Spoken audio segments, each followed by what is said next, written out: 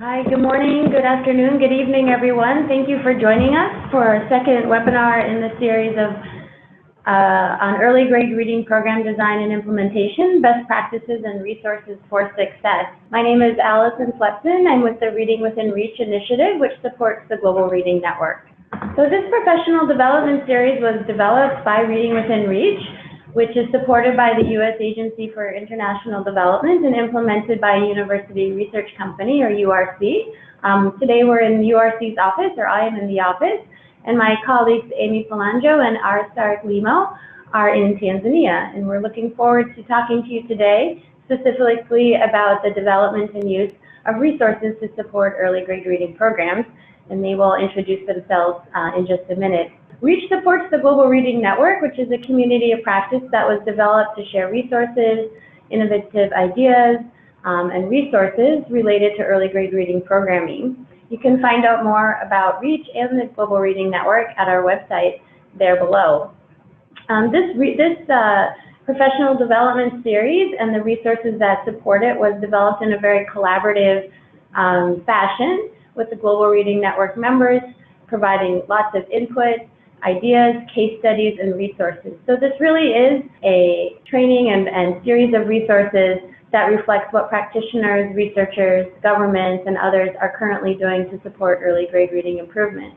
The presenters throughout the month are listed there in the blue box, and they look forward to engaging with you throughout the month. The specific purpose of this professional development series is to provide all those who are interested in learning about evidence, guidance, and resources to support the design and implementation of effective early grade reading initiatives. So each session is focused on a key technical topic, and we've included, to the extent possible, the research that we know about these different topics, experiences that we've learned from speaking with and reading reports about different programs and their best practices to date. We're also going to talk about various cross-cutting issues. We know that gender equity, the use of technology in programs, and reaching all learners, whether they speak different languages, whether they have a particular different ability, are integrated throughout, because we know that these should not be standalone issues, but are something we need to be considering along the way. We're also going to be touching on issues of monitoring, evaluation, scale-up, and sustainability. We know these issues are forefront in everyone's mind based on the feedback we've received and conversations we've had during other workshops and professional development opportunities. And although this is a webinar and we realize that creates some boundaries between us, we've attempted to integrate as many opportunities as possible for interaction and questions with all of you. So you'll see throughout the presentation there are opportunities for you to share your questions and experiences, and also for us to hear from you. Here is a summary of all the webinars that we have either had or will be having. We met last week to introduce the early grade reading improvement series to talk about some broader issues, current U.S. government strategy around early grade reading, which was recently released, and the very soon to be released USAID basic education policy. So if you haven't already, we hope you can register for the upcoming sessions, and you see there the link below. So I'm going to turn it over to my colleagues, Limo and Amy, who will introduce themselves now before we get started. Hello, everybody. My name's Amy Palanjo, and I am based in Kilimanjaro, Tanzania. I will be co-facilitating the webinar today with Aristark Limo. I am a technical advisor for Reach and the Global Reading Network. Hi, everyone. I'm Aristark Limo. I'm based in Tanzania, Dar es Salaam. I'll be co-facilitating this webinar with Amy, and I'm a training specialist at Reach and the Global Reading Network. So today we will be looking at and talking about how to develop resources for teaching and learning in early grades reading classes. This is part of the series, as Allison has discussed. And so we would actually like to make sure that throughout the entire webinar, you have time to talk about things with us, to post in the chat box. We won't be opening up anyone's audio for audio discussion, but we'd like you to use the chat box and also the Q&A box So there will be periodic times for activities, for reflection and sharing, where we will be using the chat box to talk with you. And then if you have a question throughout the entire webinar that you need addressed, put it in the Q&A box, and we have people monitoring that who will be gathering up your questions and will be addressing them as we go through. So we hope the best we can to meet all of your needs today. These are the objectives for today's webinar. So we're looking at 3 sections in the webinar today. We'll begin the webinar by looking at and talking about what makes good early grades reading resources for instruction. What are the characteristics of the resources? When we talk about early grades reading resources, what exactly are we talking about? What kinds of materials and resources are good for early grades reading instruction, and some information about what makes them good. Then we will shift into section 2 of the webinar, which is all about the materials development process, how to use the materials, what kinds of tools you can use to develop, and best practices for developing materials. Because as you will know, if you are working in the area of education or specifically in the area of reading, resources need to not only be available, they also need to be of high quality. And so we're going to share with you today some steps that you can take to make sure the resources you develop are of the best quality possible. And then our 3rd section of the webinar today will focus particularly on how to make those materials appropriate, accessible for students in particular contexts, cultures, languages, and also as inclusive as possible for all learners. So with each of these sections today, Limo and I will be handing off sections to one another, so you'll hear from both of us today.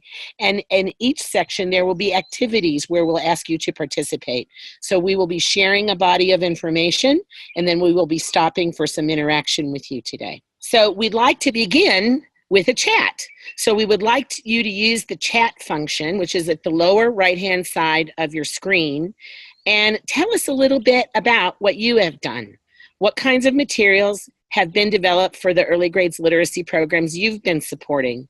And why did you choose those certain kinds of materials? And if you have a challenge, if you have been challenged in some way, or if you've had a really big success that you want to share, or some piece of wisdom you can share with someone else who may need it about your experience, mark that in the chat. So we have some participants who've been working with publishers and found that there were some challenges with that, and have identified this issue of pedagogically weak. And I'm assuming what you might mean by that is that the books were not necessarily very effective for teaching reading. And this is not an uncommon issue. One of the things we'll talk about is how to engage publishers actively in the full development process, because publishers make beautiful books, but beautiful books are not always the same as books that are appropriate for reading instruction. Limo will be talking more about that in his section. We have a lot of people who've done a lot of work working in Zambia, trying to figure out a way to make text appropriate for the context as well is a challenge. And we have friends on here from Nepal, decodable and leveled books, all kinds of supplementary materials as well. And there, Catherine is mentioning one of the challenges, which is about monitoring the delivery of the books or monitoring the use of the books in schools. So keeping track of those books. And that's a big part of this process. We will be addressing that in this particular webinar. So take time to read what people are posting. You can see lots of sharing going on. Big books, which we will also be talking about in this webinar. And Herrings is posting about a teacher's guide, very scripted teacher's guide, and teachers who have difficulty following those. Herrings, we will be looking at how to balance in a teacher's guide, the balance between simple scripting and flexibility for teachers.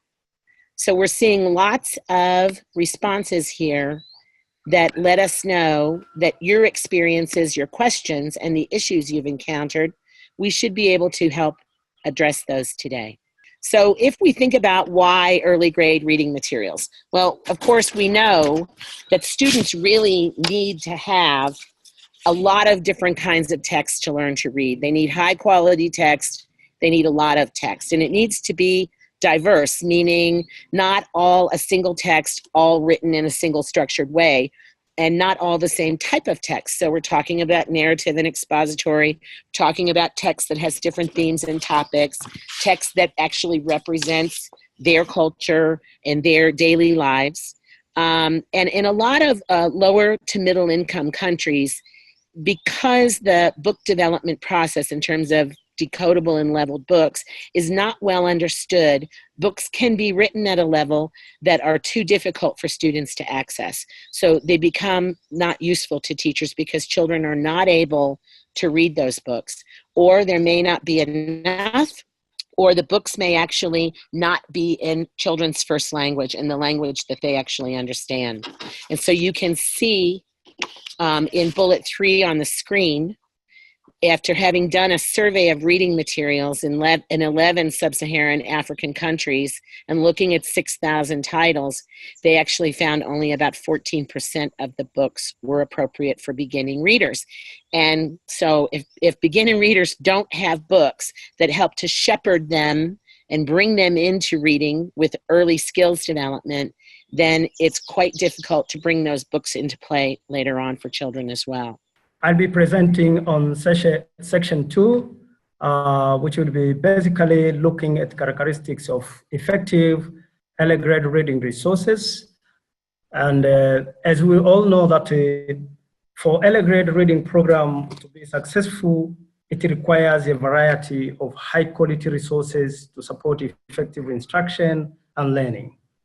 And this includes resources which actually are aligned on the goals of the program or the national curriculum, also looking at the materials which are already available, time and budget, and the possibilities and consideration for scale up and sustainability. So we'll be looking at the materials such as teachers' guides, student readers, decodable text, level text, assistive technologies, which is part of this kind of resources, and the other resources which support reading instruction in early grade reading. Yes, this is the section. And therefore, as I mentioned, we all know that teachers' guides support teachers in teaching children, in teaching different components of a lesson. And an effective teacher guide includes guidance for teachers on what skills to teach, how to teach them, and when they should be taught. In this sense, teacher guides are designed to support teachers' instruction by providing guidance on what skills to teach, how to teach them, and when they should be taught. It includes lesson plans that outlines what should be taught on a given day. And it should also include guidance on students' assessments and adapting instruction, as well as content should be consistent with the curriculum provided to teachers. The level to which we provide guidance versus the level which we script, exactly what teachers should say and must be considered depending on the experience of teachers in early grade reading instruction. So we have to consider whether we should script our teacher guides or we should provide just a guidance on how the teachers should navigate through the instruction. And this will depend on the teacher's experience in early grade reading. So while no-voice teachers need a theme guidance, overscripting in teachers' guides can limit the extent to which the teacher is able to be responsive to immediate student needs, and also discourage critical thinking on the part of the teacher. So a balance here is a key. And we have a handout which is providing more details on this on teacher guides. And this is handout 1 for this session, labeled as guidance on the content and design of teacher guides. So you will find this handout in the package of materials which has been shared with you before we start this webinar. Another kind of resource, which is also very important, is the student's reader, or we call it pupil's book, a primer. And the purpose of this student reader is to provide opportunities for children to practice reading every day. As Clark and Polton have noted, children who have books of their own enjoy reading more and read more frequently. The pupil reader is the core widely accepted resource for reading instruction. And as we know, it should be simple to access, developmentally appropriate, aligned with the curriculum, and follow a specific scope and sequence, because this is a kind of a core book. So students' readers can include letters, words, decodable text, and or labeled text. In addition, it should be structured to have repeated patterns of use from week to week, so that children are able to focus on the content of the book, and not on learning how to navigate a new structure of that particular book. In ideal world, we would like to see each student having their own book, of the appropriate size, with illustration, and with font that is easy to read. And these kinds of books, because they are used in daily basis, they should also be durable, so that students can take them home to practice reading. So this is a very important kind of resource in early grade reading instruction. And here is just an example of a simple structure for a student's book that includes all subdomains of reading, and allows for interaction from the child and links together reading and writing, as you can see on the screen. This is a resource which has been shared from a program in Nigeria and Creative Associates. Okay, another kind of resource which is also basic is decodable text. And as we all know, decodable text is a text that a child can decode, which means can sound out independently based on the letters and phonemes the child has learned. It's a text for the emergent reader, one who is just beginning to read books. And it is decodable because it provides early experience with reading texts linked to the phonics, scope, and sequence, and it gradually, over a period of time, over a period of weeks and months, increasing children's exposure to new decodable words. Decodable texts are usually short and can include simple sentences or a short fiction story.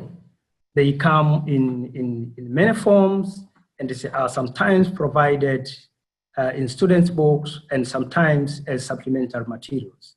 So you may find sometimes these decodable texts are provided in the primer or in the pupil's book, but sometimes they come as separately as supplementary materials, depending on the context of that particular country on how these materials have been developed.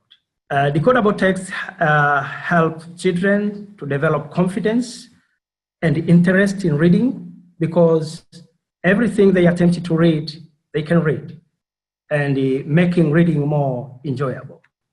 And the more children enjoy reading, the more they read. They may include a few common sight words, as long as these words have been taught. So sight words are commonly used words. Beginning readers are encouraged to memorize by sight. So they are not taught as decodable words, as we understand, so that when they are encouraged to memorize this kind of words, when they encounter them in the text, they can automatically recognize them without having to decode. So you find in some languages, you must include some sight words so that to be able to create a simple sentence or a short story. Sight words may be necessarily may be necessary to create more engaging texts with meaning. For example, a decodable sentence in English for a child might be, the cat sat on the mat. The cat sat on the mat. So there, in this sense, would be a sight word. And we have more details about decodable text, which we have also provided as a package for this webinar. And I would encourage you to refer handout 2, which is on guidance on decodable and labeled text in order for you to get more details regarding this kind of resource. So another kind of resource, which is also basic, is labeled text. And as we understand, is a text that is matched to the readiness level of the students. And it sits at a balance point between not challenging and too challenging. Decodable text provide beginners with opportunities to read independently or with some support to practice the skills they have learned without becoming frustrated by text that is too difficult for them. So the text usually comes in the form of short fictional story or non-fictional passages, which range from very easy to complex. In some cases, labeled text is linked to subject matter curricular content of that grade level to support both content and as well as provide children with opportunities to build their vocabulary and practice fluency. And because children reading abilities progress at different speed, teachers should be able to continuously assess reading ability of their students so that the text teachers provide at the reading level of students, so that when they provide such kind of text, they can add value to the gradual development of reading skills and performance of students. They also increase in complexity in terms of language, sentence structure, and content. So as the levels grow up, the complexity of the sentence also increase, and the content also increase depending on the reading ability of the target students. We have handouts we have prepared for you and set for you, which provide more details. Again, handout 2 has more details on labeled text, but also we have handout 3A and handout 3, which are guidance on decodable and labeled text samples, which have been sourced from an early grade reading program in Nigeria, reading and numeracy activity, abbreviated as RANA. So these are some of the resources which will provide you with more details on decodable and labeled text. We have more materials which support early grade reading, and one of them is narrative and expository texts. And as we all know, narrative text tells a story, and the narrative text is easy to find beginning, middle, and an end. So usually these kinds of texts or stories have characters, they also have settings, conflicts, and a theme. On the other hand, expository texts are structured to explain information. So very young children can read both types of texts as long as these texts are properly leveled to the student's reading ability. And a simple example of a narrative text for the young learner include, for example, providing a story about a fairy who grants wishes. And for expository text is when, for example, you provide a text on how, when you provide a text, for example, on how to make tea. This one is it provides information, and the other one, it can be just a story to make people enjoy reading, but it can also be a long story which go beyond the early grade reading levels, but for those which focus on early grade reading programs, this kind of text, they should be leveled to make sure that they match with the reading ability of the learners. So exposing children to this kind of materials provide balance of narrative and expository text, not only prepares them to work with both types of text independently later on, but also allows reading to be more closely connected to other early grade content areas such as life skills, social sciences, and mathematics. And creating an early understanding that reading is important to help us learn many different things.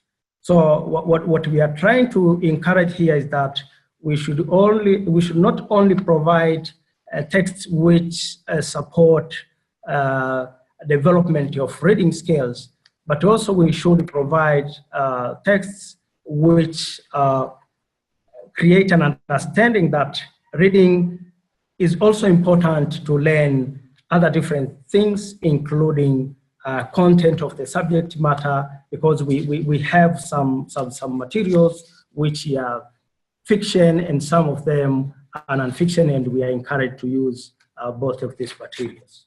Another kind of resources which are important for early grade reading program is big books and Read Alouds.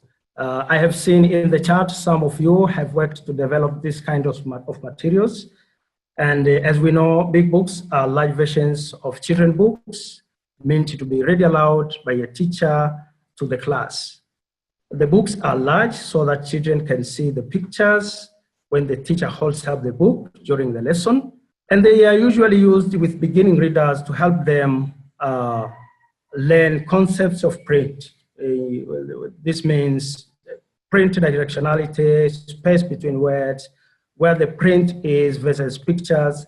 They are also used to build the oral language skills and to teach vocabulary and the other comprehension strategies.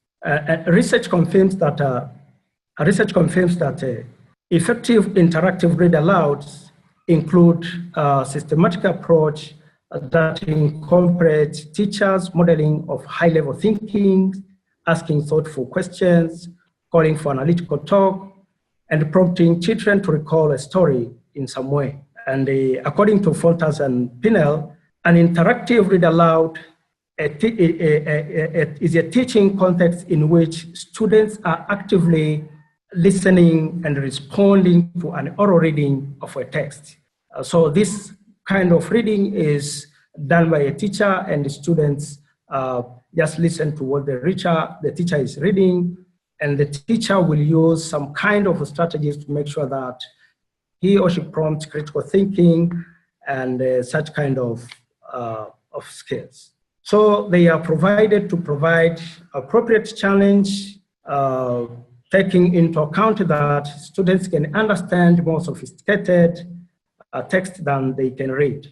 A body of research also shows that interactive read aloud results in gains of vocabulary and comprehensive strategies, and developing and also adding in the developing understanding of story structure, print awareness, but also help teachers the reading process in a meaningful context, modeling fluence, for example, and motivating students to read. So in contexts where it is not feasible to produce such kind of materials, regular size read aloud books can be used. Alternatively, teachers' guide can include a story to be read aloud with pictures provided in the student's reader. Beyond the provision of quality developmentally appropriate text, it is important to have another learning aids in the classroom, such as letters and word cards, pictures to promote language development, posters to make a print-rich environment, and the manipulatives with which students can actively engage. These kind of resources are simple to make and important to introduce sounds, words, and skills. In some programs, for example, these materials are developed by program implementers, and in other contexts, they are developed by teachers who are trained to make them and engage in creating them as part of training or coaching. The decision about how to provide them will be program specific, but the importance in any setting cannot be overstated. This is where an example where students are using flashcards to build words. It's a word building activities, and this resource has been taken in one of the programs being implemented in early grade reading programs. Go ahead, Yemi. And these are some additional images of resources and their active use happening in the classroom. Even though a training manual and students' book are essential, they are not sufficient to prompt teachers to be creative and student-centered in their practice. Posters, pictures, and a variety of tools with which students directly engage can send a valuable message to teachers about the type of pedagogy that is most effective with young learners. Again, you can refer to handout 4 provided for this webinar, and this out is having additional resources as an examples which you can look at and get more details and just try to relate with what you are creating in your program. Now we have other materials which are beyond books, and this mostly is technology. And as we all know, technology is widely available every day. And therefore, some simple technologies can support literacy acquisition for young students by increasing access to text through, for example, digital books, and provide ongoing models and support for teacher professional development, as well as a tool to gather and respond to continuous assessment evidence. Most of early grade reading programs, they do this kind of assistive technology, teacher training and professional development. And also this kind of technologies are use of applications that provide instruction to students. While technology is increasing, it is important to note that teachers require substantial training, not only to use the content that is made available, but also to support technical use of the hardware and software. And in addition, when considering whether to provide technology to the classroom, it is important to consider available infrastructure to support that kind of technology, such as regular power, internet access, and the availability of local technical support staff. Technology, as we all know, can be a valuable tool, but can also be an ineffective use of funds if practical logistics to support its use are not in place or are unreliable. So as we use technology to support our early grade reading programs, we have to consider all those kind of issues. Another use of technology beyond the integration is beyond integration into classroom instruction. And here is for the purpose of supporting what is taking place in the classroom. And this includes tracking delivery of resources to schools. As we all know, in some contexts, when books are distributed to schools, some of them they get lost on their way to school. Some of them they go to a school which was not a target for such kind of resources. So technology helps us to track this kind of materials when they are getting delivered to schools, to make sure that every school receive what was planned for that particular school. We have track and trace programs being tested, and these kind of programs are in their early use to limit resource loss across the book supply chain, which is a major problem in developing countries, as I have mentioned. In addition, technology is a valuable tool to support professional development in wide-ranging and diverse settings. By providing coaches with simple tablets, for example, loaded with the application that include a process for gathering data and materials to respond to teacher professional development needs. Coaches can provide critical data for program use and have ongoing guidance in their coaching activities, and also provide teachers with timely feedback and support they need. Finally, technology can be used to support students with specific learning impairments, such as limited vision or hearing loss. And in developing contexts, use of these assistive devices and assistive software is still limited, but many governments are poised through policy revisions and early pilot programs to increase the systematic use of technology supports for students with disabilities in an integrated classroom setting. So these are the kind of resources which are basic in supporting early grade reading programs which are being implemented in schools in different parts of the world. Having heard that the characteristics of these types of resources, we now want you to reflect on and spend some few minutes to reflect your own program and its resources to support teaching and learning in early grade reading. And using the chat function, let everyone know how would you address what is missing in your program, but also what challenges did you experience in developing this kind of materials which we were developing, and how did you go through the challenges? So we will pause for a while so that you can do some kind of reflection and chat out your feedback. We have a few comments coming through the chat feed. There's a particular comment on the importance of coaching, and we absolutely agree. If you look at the registration information, we're going to be having an entire session focused on coaching, and it actually is one of the most effective uses of technology inside a program. You know, there are questions about whether technology actually is effective with broad spread use with children in low and middle income contexts, particularly when governments and implementers may have to make some serious choices about how to invest the limited funds that they have. But one of the things we do know is that the ability of a coach to track and monitor what happens with teachers in the classroom helps them to be able to respond.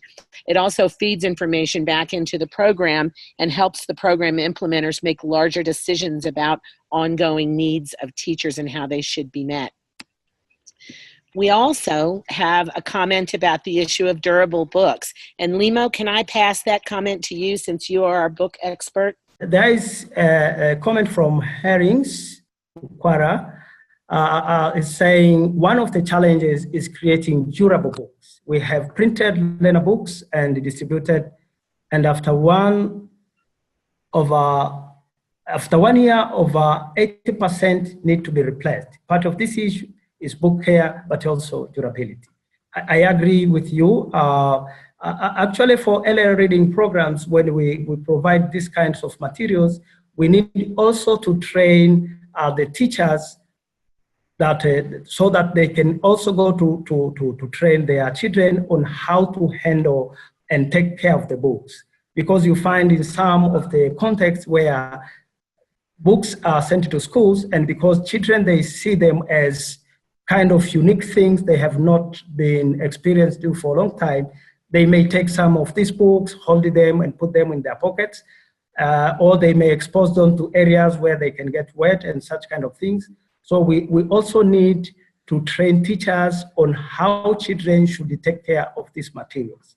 I also understand that creating a durable material has some costs to incur, but it is better to add that cost so that we have an appropriate book cover, which mostly in developing countries, we encourage a hard cover, or if it's not that much hard, we encourage that cover to be laminated, but also inside papers should be kind of papers which will not allow which are not easy to get wet when they get in areas where they can get some drops of water and such kind of things.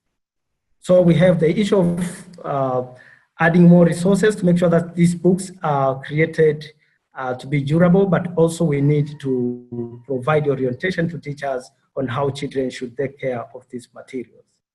There is another comment here. Technology should be used as well as a smart support in a limited resource context, especially in developing countries. I agree with you, and we have seen some programs in developing countries. Although you find them, they are small scale, but they are trying to also to include technology. But what I have learned in most of the contexts, when you introduce this kind of technology to the government always come front and say, this is not our priority, we would like books to get to schools.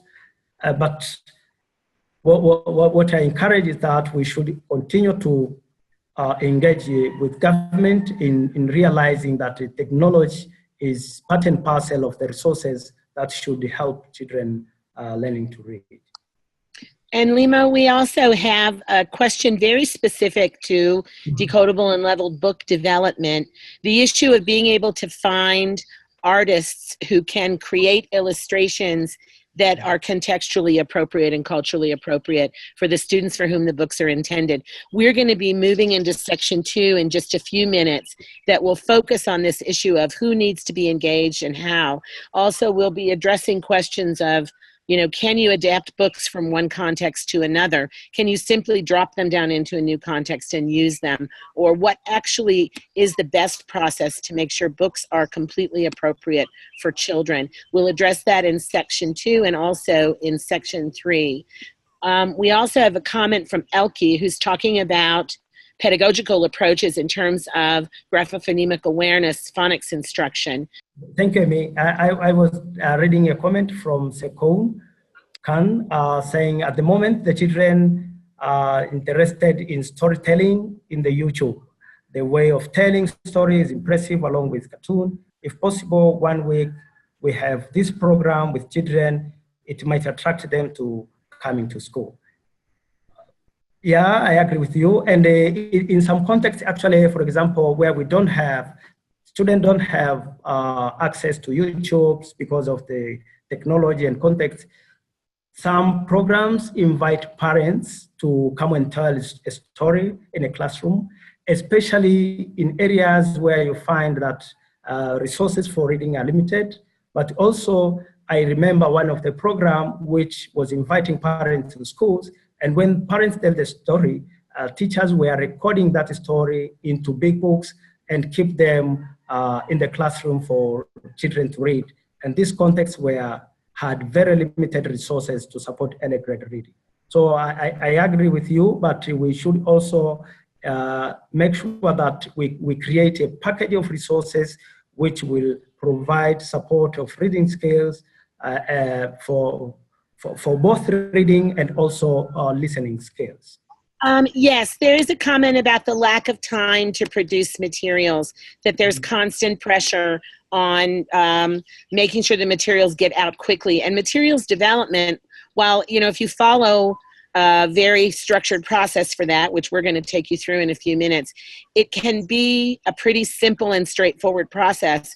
It does take quite a long time. And so one of the things that we are always focused on talking to people about is making sure that they do a very careful planning process and back map in enough time for the resource development, because any missing steps along the way can result in materials having some quality issues, or quality in terms of content, quality in terms of appropriateness or context appropriateness, but also even the physical quality of the materials, which we've been talking quite a lot about in this as well.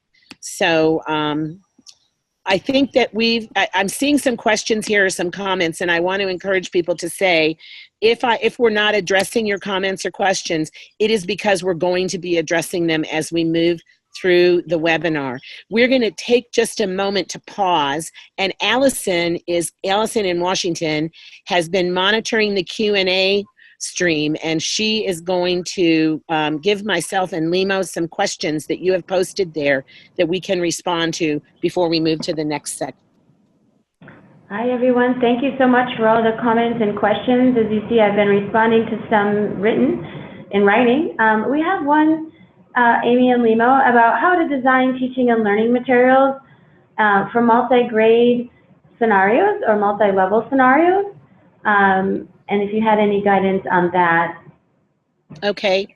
I think some of the points that Limo made about leveled text are also appropriate for multi-grade scenarios. When you have a multi-grade classroom, of course, it's important that the students have a pupil book that is designed for their grade level. And in that case, multi-grade management of reading really becomes a classroom management kind of issue. Teachers have to be very well trained in core pedagogical approaches. They also need to understand the developmental sequence that students go through. But in terms of resource development, you can have a classroom with multiple levels of pupil readers. And then I think this idea of leveled text needs to be keyed to the level of the student, not to a particular lesson. And so when we talk about that, what we mean is teachers have to be able to have the flexibility in their classroom and the skills to know where each student is in terms of which of these sets of leveled readers that run from very, very simple to very complex is most appropriate for a child at any given point in time. And that requires continuous assessment. And then you can imagine if you have possibly 7, 8, and 9-year-olds all in one room, if the teacher understands those different levels of students, not necessarily by age or grade level, but individual student reading levels, then they can target children with the particular level text that they need. So it's a management issue. It's also it's a teacher knowledge and skills issue. In terms of resources, if we think about having a grade 1, grade 2, and grade 3 classrooms sitting next to one another in a building, if we merge those grade 1 and 2 children into the same classroom, we bring in the resources that we would use in a grade 1 and in a grade 2 classroom. The problem is for teachers, how do we manage that process and how do we know how to use them most effectively? Other questions, Allison? I think a question on maybe some more clarification or information on the student primers. Do they need to be provided in addition to supplemental materials or readers to be effective? Maybe you could discuss what might be included in those student primers and whether additional material may or may not be needed. Okay, well, in a student primer, they usually are really necessary because what the student primer does, and I'm going to try to backtrack to an example that Limo gave us on the screen. What a student primer does is it identifies and addresses the subcomponents, the subdomains, if you would, subsets of skills for early reading development. So for example, you can see on the screen that a student reader, and in many cases, they're designed just this way. Facing pages, there's a body of content on 2 pages that is related. It usually starts with graphophonemic awareness and supporting phonics instruction. So you can see the letters on the page here. Teachers can use the student primer to teach letters sound association. Then the next thing you see is very simple, commonly, frequently used words, which is early vocabulary development and also the ability to decode in early ways. You can also see letter formation and handwriting, early handwriting practice for children. Writing is a critical part of the literacy cycle. It supports reading, and reading supports writing. And then on the right-hand side, you can see the simple decodable text. So if you think about the subdomains of reading from phonemic awareness, teachers can use pictures in this book to have oral language development discussions. Graphophonemic awareness, there are letters where teachers can use this student primer to help them teach letter sound association and phonics instruction. You also have simple words for vocabulary instruction, and you have simple text for both comprehension instruction and fluency practice. So the primer is critical, but as we noted at the beginning of the session, it's also very important for students to have a wider variety of text. Normally, this kind of primer facing pages is usually used for a week with children. this is insufficient text for a week. So it's generally accompanied by some decodable supplemental text that includes and addresses these same letter sound associations and simple words that are included on these pages. Also, the letter sound associations and the words that have already previously been introduced to students. Great, thanks, Amy. And I saw one of our participants gave an example with respect to the previous question about multi-grade teaching on some supplementary guides. And Kay, if you have those materials, we'd love it if we could see those and perhaps post to the Global Reading Network website as a resource to others.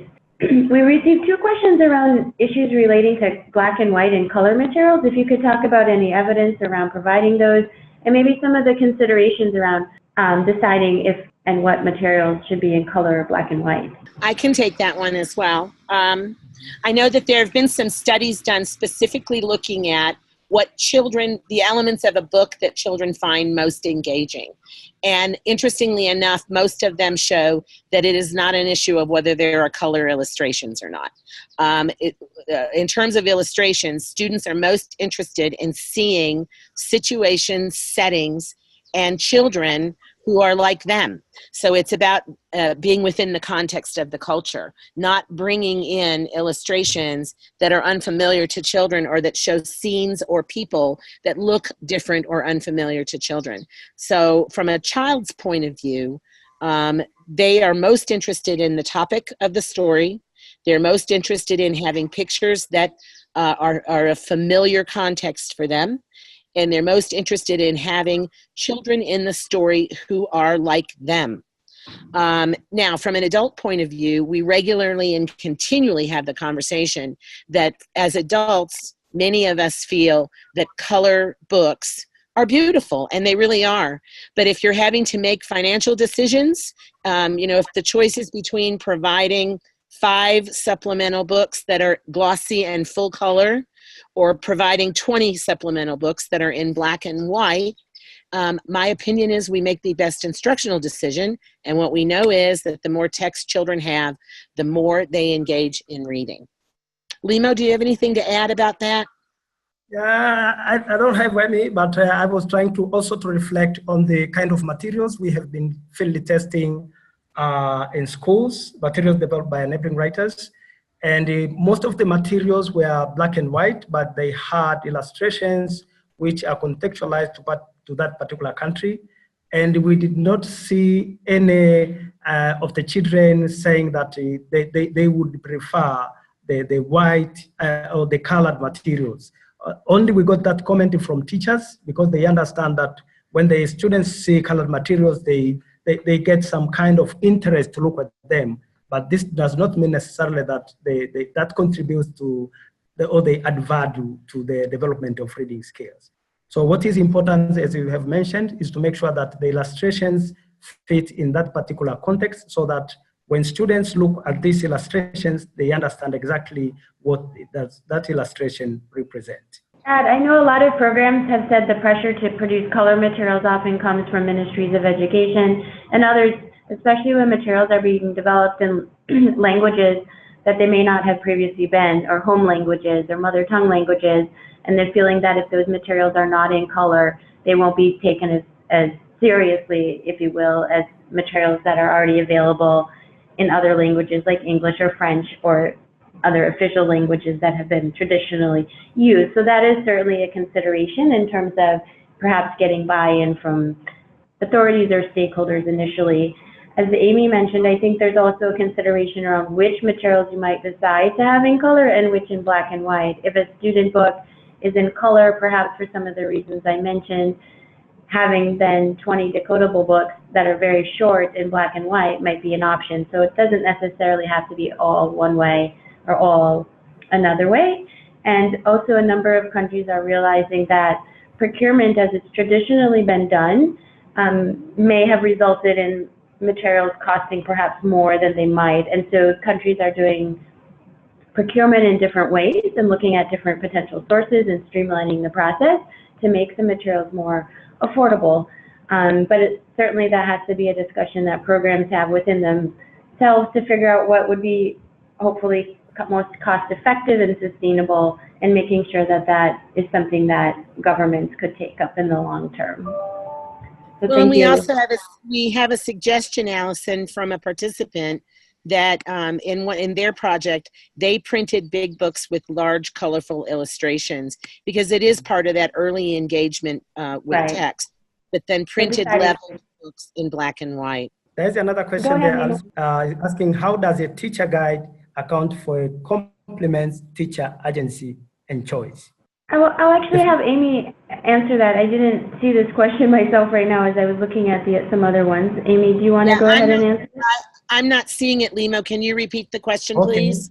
They are two related. The first one is saying, how does a teacher guide account for or complements teacher autonomy and choice? Okay, yeah, this is a constant kind of push and pull and struggle, because we know that teachers need some clear guidance. We also know that teachers' guides need to be aligned to the national curriculum, and generally the national curriculum comes with a clear scope and sequence that includes issues of time, how much time teachers should spend. But we also know that in a teacher's guide, we need to be able to provide flexibility.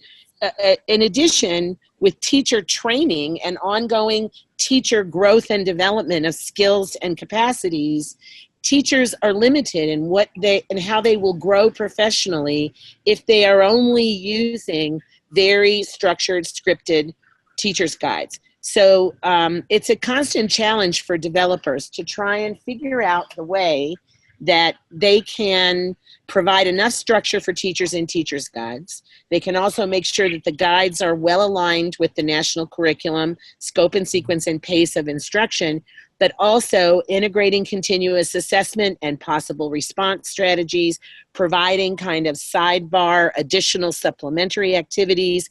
These kinds of opportunities also give teachers the message that they need to be able to make good decisions in terms of how they actually work in their classroom. So to think of the core guidance in the teacher's guides as the place to begin in terms of providing lessons, but then opportunities, training as well to support how to use those opportunities to jump off into the teachable moment, or to circle around and back up with children to something where children have failed to grasp the content. I hope that's a responsive. To add that handout 1 provides some guidance around the structure of teacher's guides, and provides some recent research on levels of structure and scripting in teacher guides. And as Amy mentioned, is really pointing to not heavily scripting teacher's guides, but providing teachers with that structure of the lesson that they need.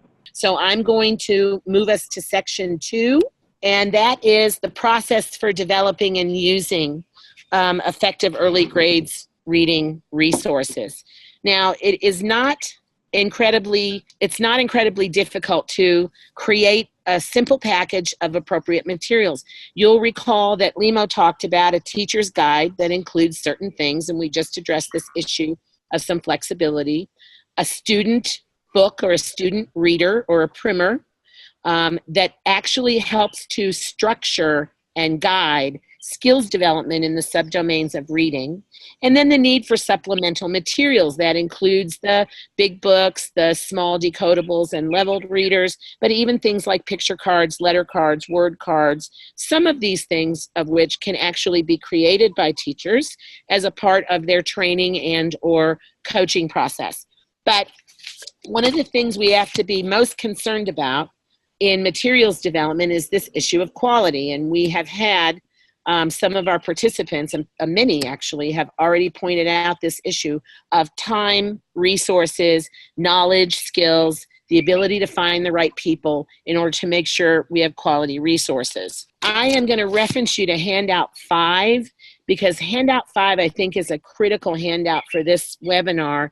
It takes you down through the development process, and it provides you with some guiding questions so that you can actually reflect on your own materials development process. So if you've had a frustrating experience, you might look back and reflect using handout 5 what happened, what went wrong, and how do we need to maybe do it differently next time. Or if you're in the process of developing early grades reading resources, you may be able to identify some gaps. We're going to be coming back to handout 5 at the end of section 2, given time to take a few minutes to let you go through that piece. But for now, I'm going to move us on to this development process. So there's particular steps, and we would advise that you really can't skip any of these steps and feel assured that you're going to have good quality resources in the end. And the first thing is to have the right people. And so all of those people who are active stakeholders in children's reading and language development need to be a part of the process. So you can see here, of course, reading and language experts. Now, note that we've said reading and language experts. These are generally not the same people. And you generally need both. You need people who have clear and good understanding of developmental reading practices, and you need to have people who have clear and good understanding of the core language, particularly in programs that are working in mother tongue or working in multiple tongues. Then we advise you to always include the Ministry of Education from the beginning of your development process. Programs that work outside the Ministry of Education without early and frequent engagement are programs that end up being much less sustainable in country. So we want to make sure Ministry of Education folks are involved on your resource development team. Of course, representatives of the teacher community, other community members. These might be publishers, they might be university pre-service professors, and then you'll note that children are there. Getting information from children about what they like to read, how they like to read, about topics that are of interest to them, always goes a long way to making sure you can kind of marry together the interest and needs of children with the curriculum from the government, with the appropriate reading levels, to make sure your materials are really able to reach those children. So then you put together a development team, and that development team needs to include all of those different groups of people that are listed there on the screen. Then you've got to conduct some research. You actually can't simply put together a development team and then go into the development process. You first have to know some background information so that you're developing the appropriate materials, and you are not double developing, which means developing things that may already exist. So take just a moment to skim down through the bullets on the screen. So you want to look at student assessment data. The student assessment data can go up and down at different grade levels and at different points in time. You also want to be able to take a look and see, are students actually being successful in terms of the broad-based ability to comprehend and also fluency data. If students are doing well with student assessment data and they're performing well, you'll make some different choices about where to invest your time and your efforts in terms of resource development. But if students are struggling, and you may see 0 scores, for example, on even subdomain components of an EGR assessment. If you're seeing 0 scores in the subdomains, then you know you've got to get students better access to decodable text. This is an example of how student assessment data is critical. You also need to take a look at the reading curriculum and or the scope and sequence for the language for which you're addressing materials. What does the reading curriculum include? Is it consistent with the use of multiple sets of materials and resources? Does it make recommendations for teachers about what they should be doing? And also the scope and sequence for instruction. This is linked to issues of language readiness. Language readiness is really part of what we talk about when we're looking at multiple tongues or multiple mother tongues.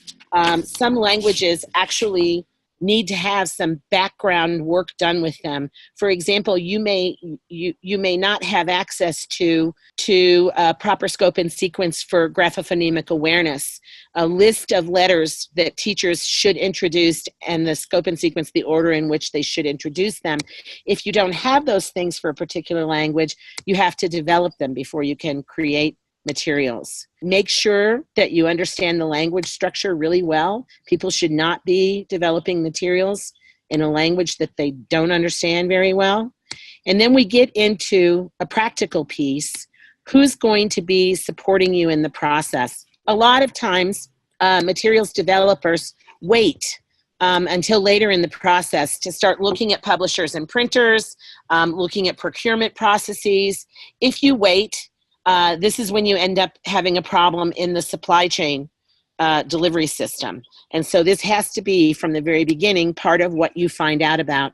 You'll see as you look down through here that really we're touching on gathering information about every single step along the way. Then you've got existing materials. What's already in the classroom? This is where you don't want to continue to develop things that are already there. And then take a look at what you know about teacher training, teacher knowledge, their skills, teacher practice. Because developing a teacher's guide and even developing student materials and giving guidance on how to use them is a function also. It's not only a function of where children are in the reading process, it's a function of where teachers are in the teaching process as well.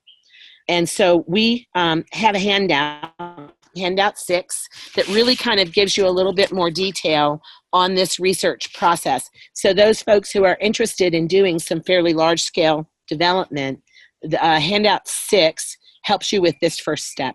One of the other things you need to do very early is deal with issues of copyright and licensing. And this is an issue of who owns the materials, how they can be licensed, and how they're going to be available for use.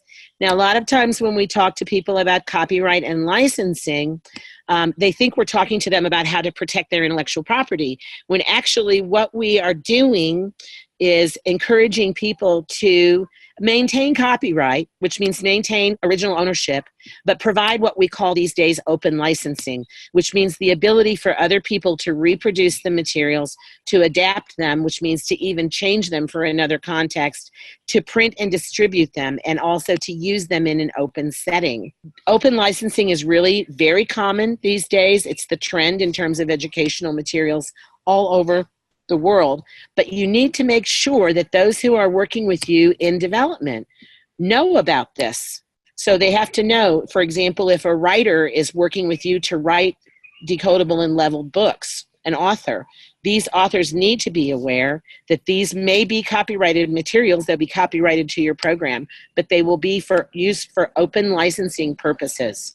We are currently putting together some guidance for people on copyright and open licensing, if that's new for you. But we also have done a webinar on the topic, and you can see on the screen there's a link to a webinar that was conducted last year about Creative Commons open licensing, which is what's being broadly used at this point.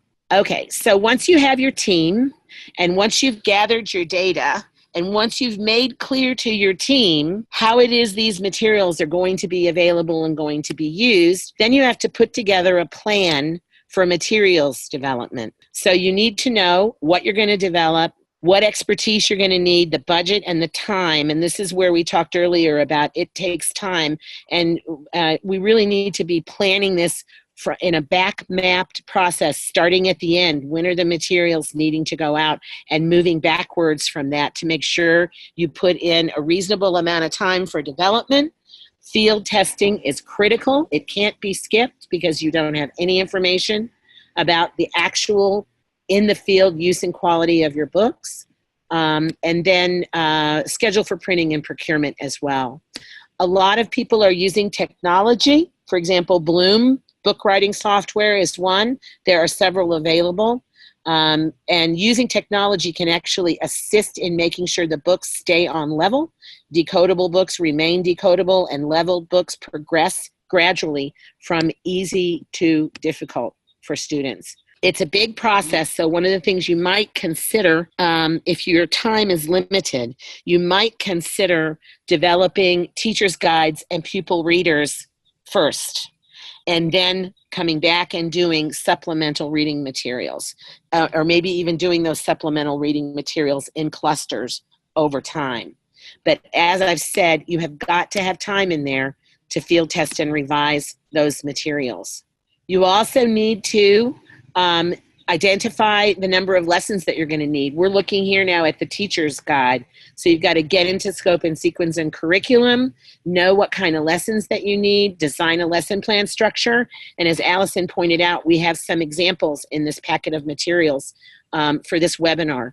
You need to make sure that it's aligned with scope and sequence. The teacher's guide has to be aligned to the scope and sequence in the curriculum, and the student book has to be aligned to the teacher's guide. So establishing your guidelines for what you're going to include in a lesson. How are you going to structure it? What is going to be there? For example, are there particular components to every lesson? But then also design elements. The materials need to be clean and simple. They should not be packed and dense with lots of text, not for teachers and not for children. And so that has to be a consideration. The visual look of a teacher's guide, as well as the visual look of student materials, is critical in terms of teachers having easy and quick access. Pattern and repetition in structures in the teacher's guide also help teachers to take it on board more quickly as well. The learner point of view, and I talked earlier about children and getting information and ideas for children, because we want to integrate those engaging interest topics for children into the materials. And then one of the most critical things of all is this issue of appropriate content for the context and the learners.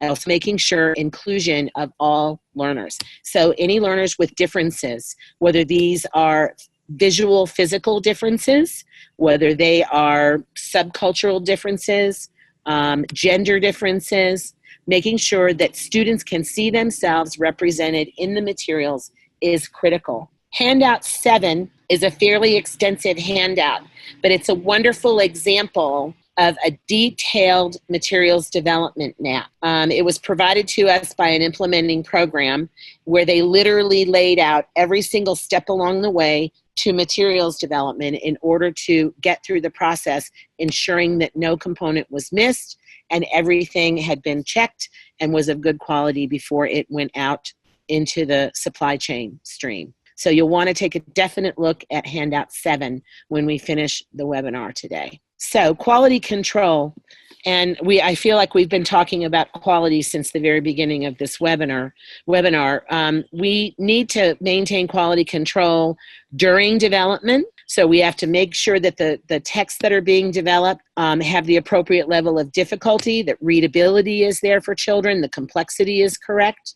We have to have in mind very particular design elements and that things are staying inside that pattern design element. During development, we've got to review for inclusion. It's not wise to wait until field testing or after field testing to do your first check of quality control.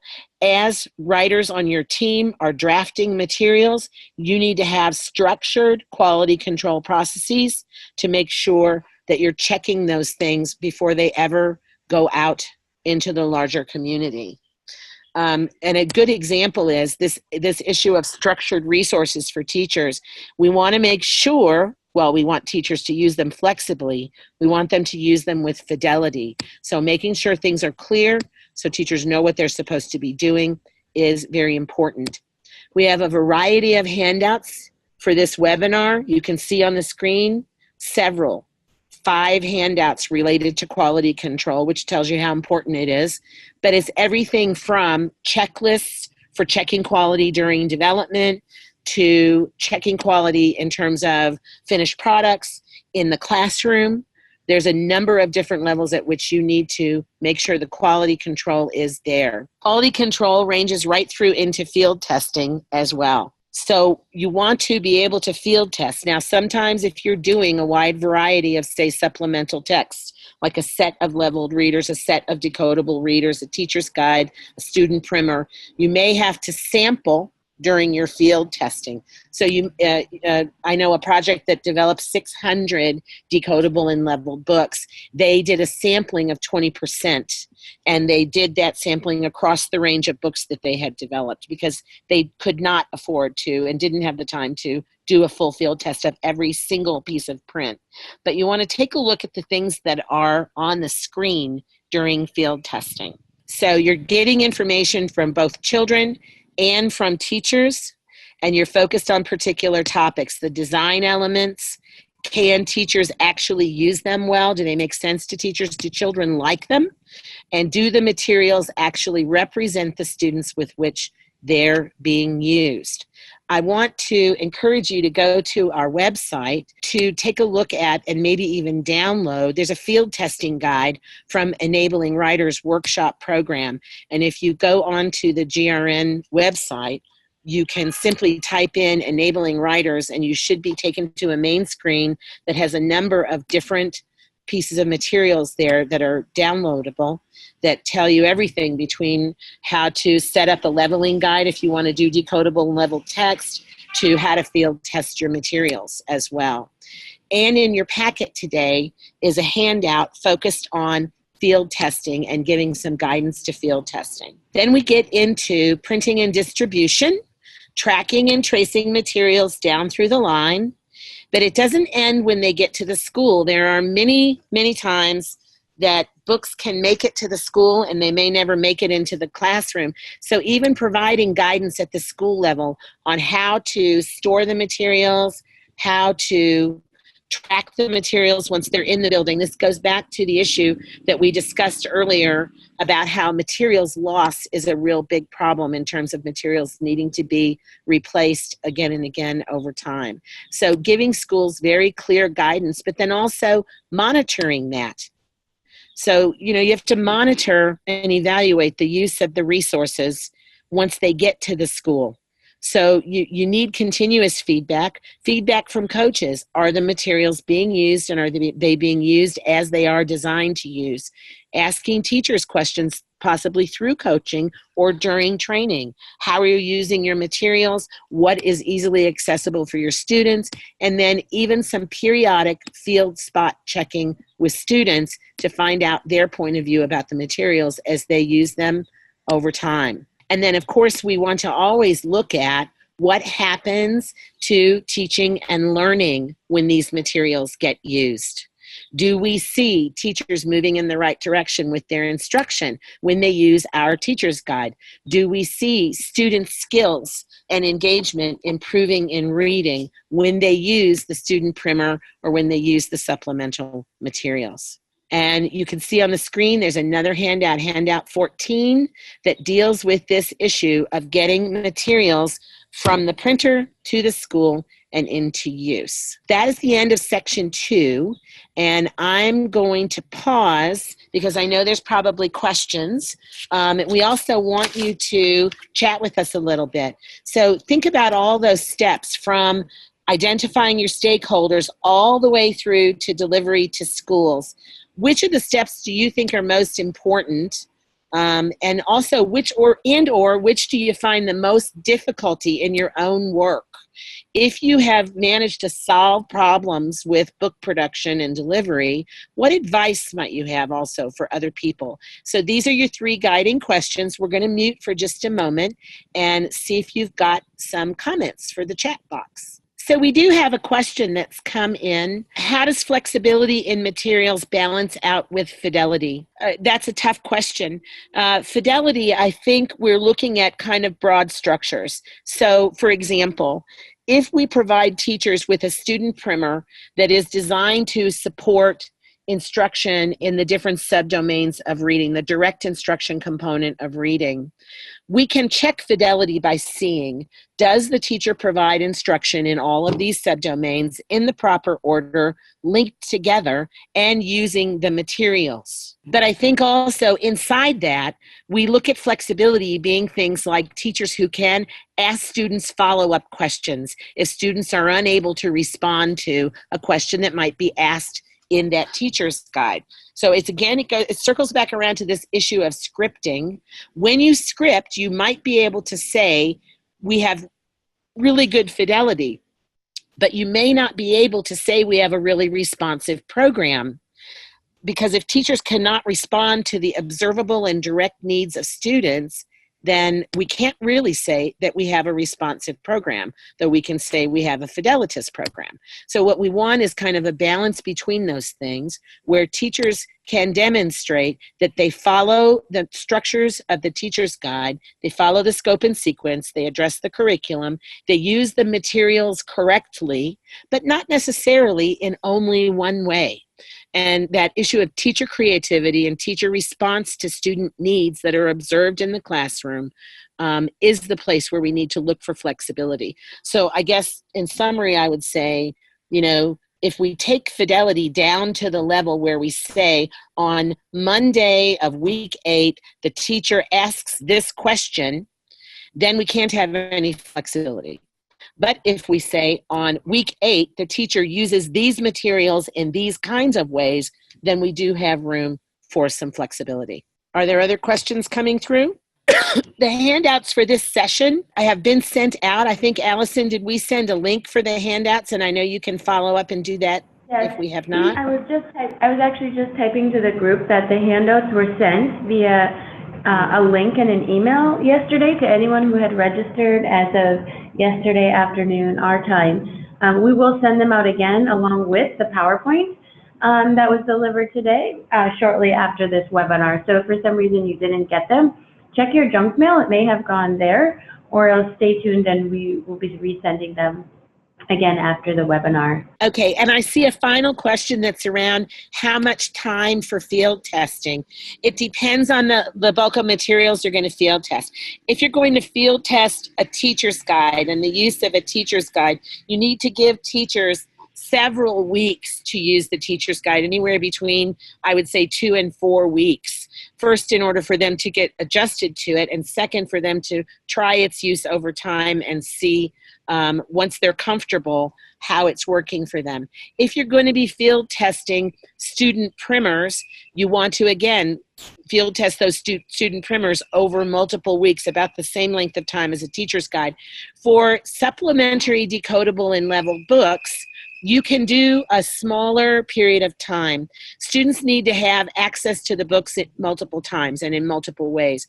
But, and again, I'm going to refer you to the GRN website, to the Enabling Writers Field Testing Guide, where students had access to books for a week.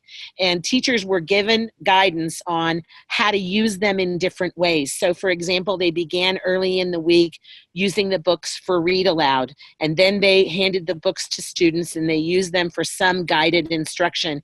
And then students read them independently multiple times later in the week. They even used them for fluency practice, so that children accessed the books multiple times before they were asked to tell us what they thought about those materials. And I think that's all of our questions. Is writing being taught simultaneously as reading, or it is targeted?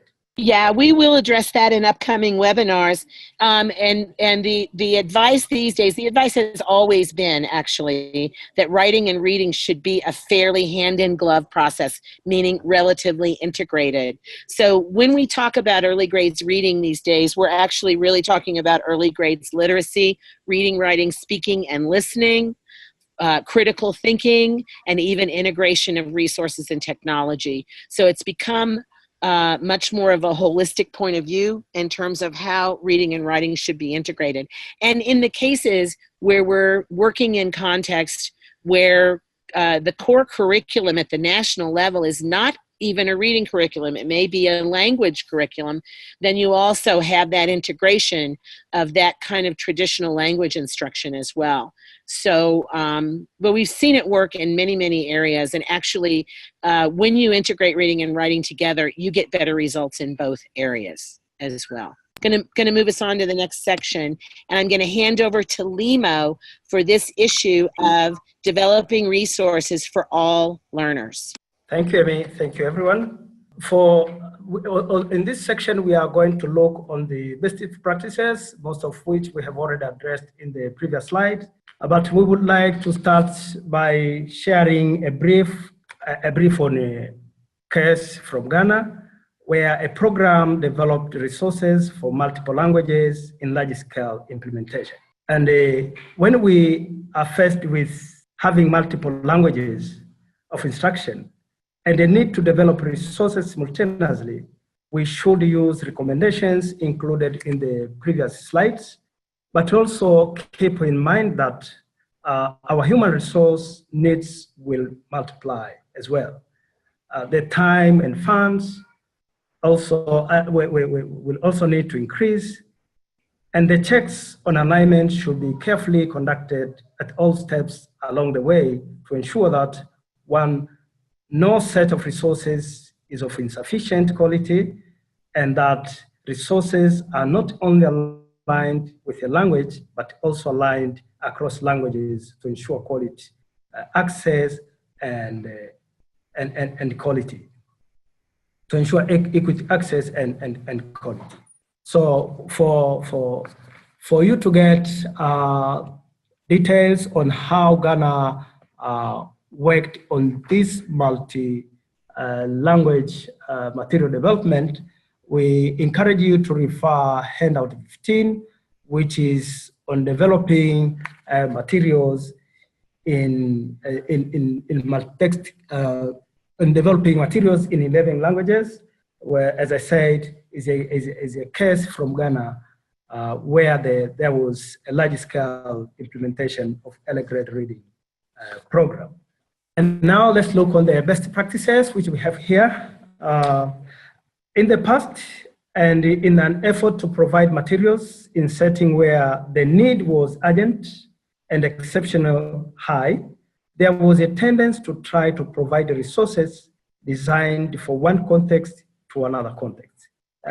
It's called a band-aid approach to resources provision. This was not an effective approach, since resources that have no link to the specific context are not effective, and thus not used for any substantial length of time. In the current context for resource provision, resources are usually created locally within the specific context to ensure that the language is accurately addressed and the authentic context of culture and students is integrated. And the resources themselves are tied to the existing policies, guidance documents, developmental expectations, and practice goals. While this is an optimum approach, it is possible in some settings to begin with existing resources from another context and adapt those resources with a new context. And in order for this approach to be effective, we must address issues of language, issues of curriculum, issues of cultural context, also working with a local development group that has first-hand knowledge of these issues, so that they provide us with an experience and they can guide us on some issues which they will make these materials more appropriate and effective to the target group.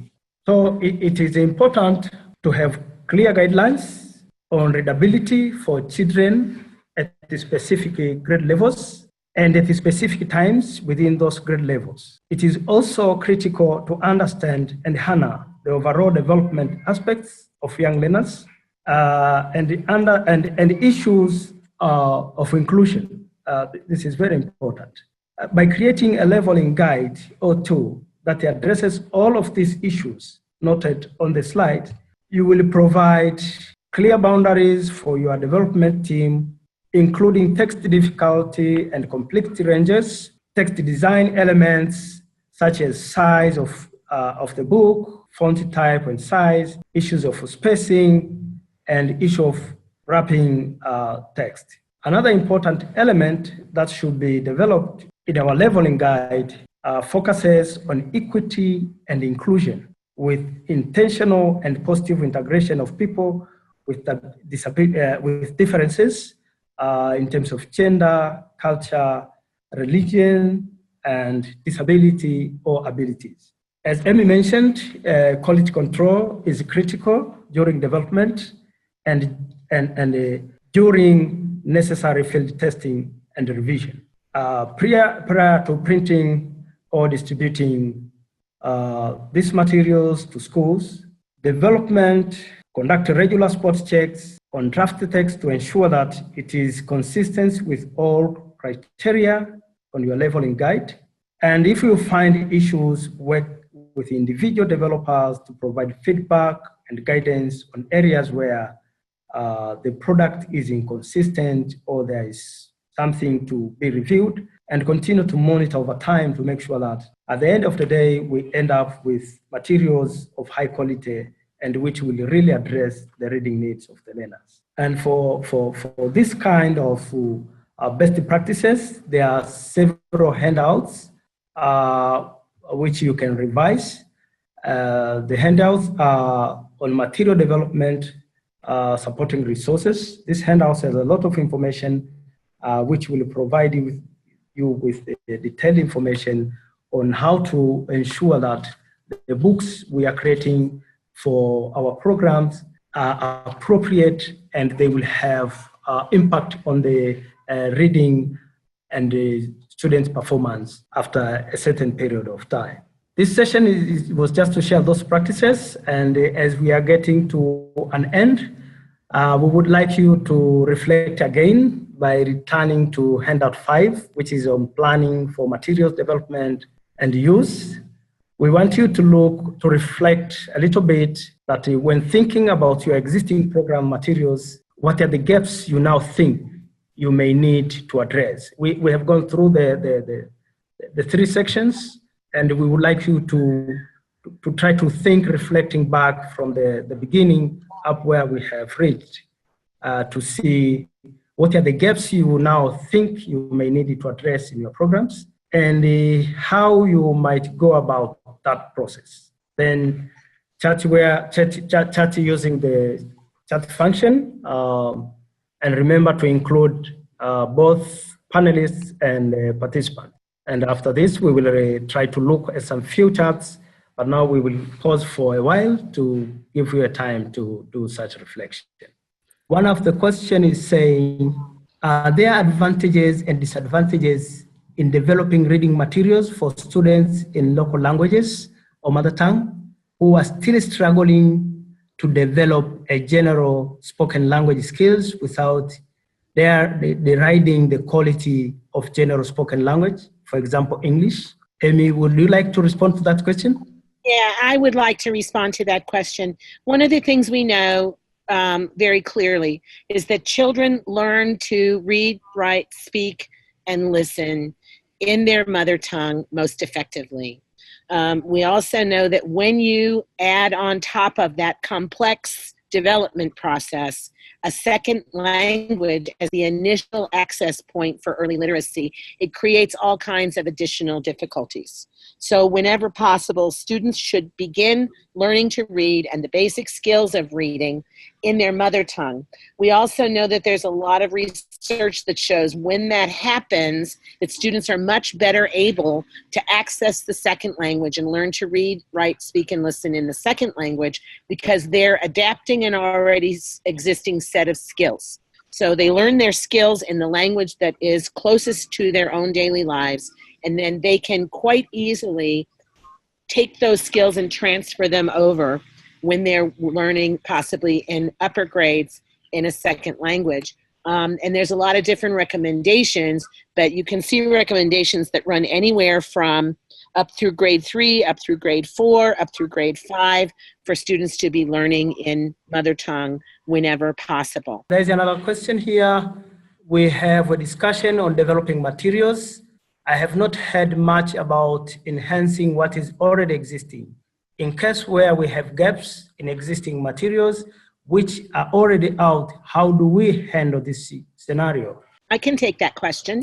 I'm actually working with a project right now in Ethiopia, Read 2, which is an extension of Read TA, the original reading program in Ethiopia, where the materials are out there, but they're seeing continued gaps in student learning and some continued gaps in teacher understanding. And so they have gone through a process of kind of reviewing the existing teacher materials, the existing student materials, looking at the student data, really doing the same research that we talked about doing in this webinar to look at what, to try to draw the connections and conclusions. What is missing from the teacher's guide that may actually be necessary to move teachers to the next level of understanding and practice? Or looking at student materials. What is missing from the student materials that would be helpful to move students to the next level of reading, and how do we supplement those materials? Now, I'm not necessarily talking about supplementary books. In some cases, it is things like supplements to a teacher's guide. So it might be a small packet on continuous assessment, or it might be a small packet on how to target students who are failing to thrive in the classroom through remediation. So that's one way that I have seen it dealt with in many, many places. And there is another request from Sarah asking, kindly differentiate difficult and readability in relation to texts. Difficulty and readability are related, but when we talk about difficulty, we're really talking about that developmental sequence of complexity. Readability has larger other things inside it, which goes even into elements of design. So for readability really includes not only difficulty and text complexity, but it also includes orientation of print, it includes font size, it includes spacing. It's a broader umbrella underneath which difficulty exists as one element. And I think this is a comment that there are teachers who are resisting to use new materials. They are not willing to try to leave its comfort zone, referring to the old materials. I think this is a big obstacle. It is an obstacle, and I encourage you to tune in to our professional development and coaching webinar, because I think there are a lot of coaching strategies that can help teachers with that. One in particular is providing direct models, and direct models either with their classroom full of students, which means a coach coming in doing peer teaching and modeling for the teacher, but also we've seen a lot of success with video examples of lessons taking place in classrooms that are similar to teachers' classrooms. And we actually have online at GRN a variety of videos showing early grades reading instruction happening in low to middle income contexts in different countries that can be very, very useful as models if you're considering developing simple, 2 or 3 minute video snapshots. One of the barriers for teachers is fear. Usually fear that they're going to do it wrong. And so having a model for them really can make them more comfortable. Another barrier can sometimes be a lack of belief that it's possible to do in their context. So if they can see another teacher doing it in their particular context, then they are more willing to take the chance to do that. I think we also have to recognize, though, that among a large body of teachers, there will always be teachers who are difficult to move forward. And so we also need to, as implementers and sometimes trainers and coaches, we need to really balance where we put our efforts and energies. Because, if we're working, for example, in a building, we may want to focus on that one teacher who is not moving forward, when it's possible that by focusing on the 6 teachers who are moving forward, we can actually change the professional tone and culture of the building. And that will bring a reluctant teacher on board as well. When they see their colleagues taking things on board, they also may be more willing to do that themselves. Thank you, Amy. In this 2-hour webinar, one of the things I didn't say, and we probably should have said, this webinar on resource development being 2 hours, if we wanted to build out all of the critical learnings here, this would be a multi-week course. So we know we've given you just an overview, but you can see here the things that we think are most important to take away. One of the things is that materials need to be accessible and of high quality. Don't sacrifice high quality for more resources. It's better to have good materials than to have, 10 times the number of materials. That said, students do need a variety of texts, so it's about striking balance. It does require that you do a lot of careful and detailed research and planning, because it's usually a bigger process than you think it's going to be, and it usually takes longer. You don't have to invent or come up with on your own what makes quality materials, and what should they look like and what should they be, because that is broadly understood, common understanding of not only the process, but of the qualities of materials that you want to see. We've shared with you today a systematic process to get your materials developed.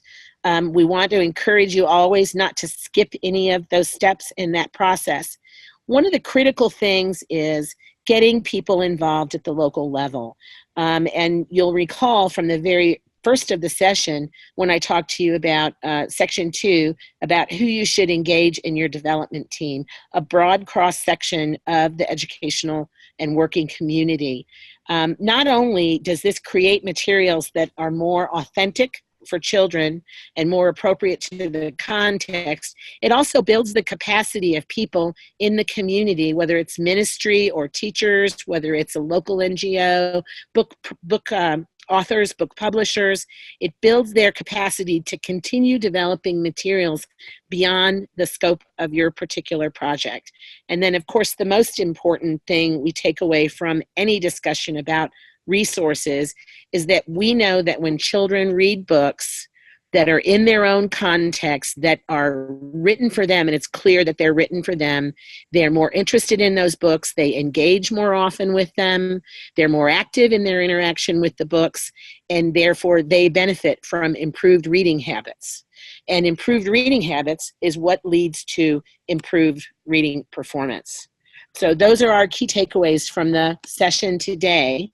And if you want more information, you can go to this link and find out more. And I want to encourage you to, after the session, as Allison said, she's resending materials and PowerPoint. And we really want to encourage you to go back through the PowerPoint session today, pull out those handouts and resources. You will find a wealth of examples, guidance, even samples of how to put things together in those resources. And the last thing I want to encourage you to do is go up onto the GRN website and look for the Enabling Writers program materials. They will also be very helpful to you. Limo, any final comments? I thank all participants for attending this webinar and for listening to us. Hi, thank you, Limo and Amy, very much for this wonderful presentation, and thank you to all the participants for your engaging comments and questions. It's really wonderful. We've still had so many people through the very end of this webinar. I hope that means everyone has found it interesting and very relevant to your work. We want to keep this dialogue ongoing, so please feel free to get in touch with us at the GRN email address if you'd like to share your resources or experiences, or if you'd like to follow up with us about any additional needs that you have. We want to really make this a collaborative, ongoing learning initiative. So thank you so much, everyone. On behalf of Amy and Limo and the entire Reach and Global Reading Network team, we look forward to seeing you at a future event. Bye-bye.